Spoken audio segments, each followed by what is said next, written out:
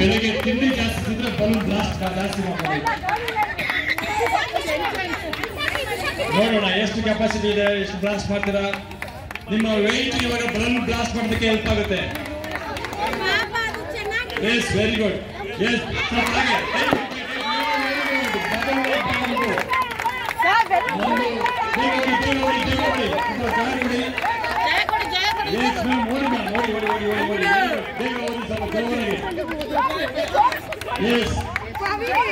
Very good.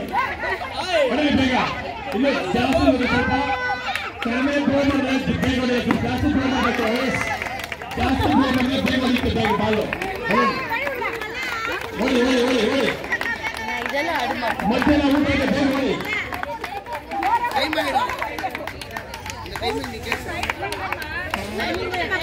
ಬೇಕು?